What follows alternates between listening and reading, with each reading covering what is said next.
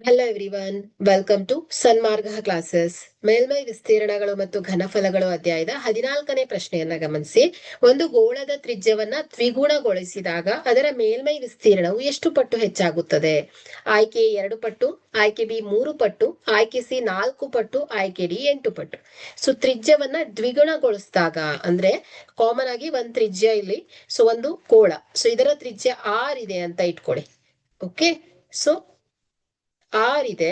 So next ಏನಾಗುತ್ತೆ, ಇದನ್ನ ದ್ವಿಗುಣಗೊಳಿಸಿದಾಗ so ಇದೇನಾಗುತ್ತೆ 2r. Okay, ಹಾಗಾದ್ರೆ ಇಲ್ಲಿ ಮೊದಲನೇ ತ್ರಿಜ್ಯ r ಆದ್ರೆ ಸೊ ಹೊಸ ತ್ರಿಜ್ಯ ಏನಾಗುತ್ತೆ ಹೇಳಿ 2r. ಓಕೆ, ಸೊ ಅದನ್ನ ದ್ವಿಗುಣಗೊಳಿಸಿದಾಗ ಓಕೆ, ಅದರ ವಿಸ್ತೀರ್ಣ ಎಷ್ಟು ಪಟ್ಟು ಜಾಸ್ತಿ ಆಗತ್ತೆ? ಸೊ ಇದನ್ನ ತ್ರಿಜ್ಯವನ್ನ ದ್ವಿಗುಣಗೊಳಿಸಿದಾಗ ಅದರ ವಿಸ್ತೀರ್ಣ ಎಷ್ಟು ಪಟ್ಟು ಜಾಸ್ತಿ ಆಗತ್ತೆ ಅಂತ ಕೇಳ್ತಾ ಇದ್ದಾರೆ. ಓಕೆ, ಸೊ ಹಾಗಾದ್ರೆ ಇಲ್ಲಿ ಹೊಸ ತ್ರಿಜ್ಯ r is equal to 2r ಅಂತ ಇಟ್ಕೊಳ್ಳೋಣ.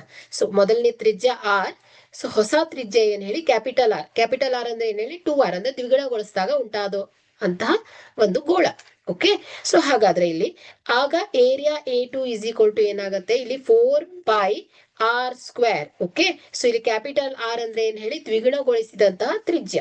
ಓಕೆ, ಹಾಗಾದ್ರೆ A2 ಇಸ್ ಈಕ್ವಲ್ ಟು ಏನಾಯ್ತು 4π, ಸೊ ಆರ್ ಏನ್ ಹೇಳಿ ಕ್ಯಾಪಿಟಲ್ ಆರ್ ಅಂದ್ರೆ 2r² ಆಗತ್ತೆ. So A2 is equal to 4π 2r² ಏನಾಗುತ್ತೆ ಹೇಳಿ 4r² ಆಗತ್ತೆ. ಓಕೆ, ಸೊ ಹಾಗಾದ್ರೆ ಇಲ್ಲಿ A2 is equal to, so ಇಲ್ಲಿ 4 ಇಂಟು 4πr². ಓಕೆ, ಸೊ ಇಲ್ಲಿ 4 ನ ಹೊರಗಿಟ್ಕೊಂಡು 4πr². So A2 is equal to 4 into πr². 4πr² ಅಂದ್ರೆ ಏನ್ ಹೇಳಿ ಏರಿಯಾ A1 ನ ವಿಸ್ತೀರ್ಣ. Area A1 is equal to ಏನ್ ಹೇಳಿ 4πr². ಸೊ ಆರ್ ಅನ್ನ ದ್ವಿಗುಣಗೊಳಿಸೋದು. ಸೊ ಹಾಗಾದ್ರೆ ಇಲ್ಲಿ 4πr² ನ ಬದಲು ನಾವು A1 ಅಂತ ಬರಿಬಹುದು. ಸೊ ಹಾಗಾಗಿ A2 is equal to 4 into A1 ಆಗತ್ತೆ. ಓಕೆ, ಹಾಗಾದ್ರೆ ಇಲ್ಲಿ ಏನಾಯ್ತು, ಗೋಳದ ಮೇಲ್ಮೈ ವಿಸ್ತೀರ್ಣ ಏನಾಗತ್ತೆ ಹೇಳಿ 4 ಪಟ್ಟು ಹೆಚ್ಚಾಗತ್ತೆ.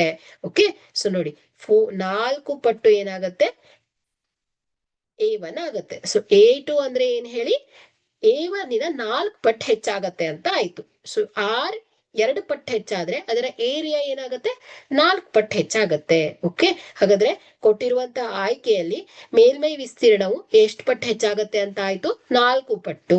ಹಾಗಾಗಿ ಆಯ್ಕೆಯನ್ನ ಗಮನಿಸಿದ್ರೆ ಸಿ ಆಯ್ಕೆ ಸರಿಯಾಗತ್ತೆ. Okay, thank you.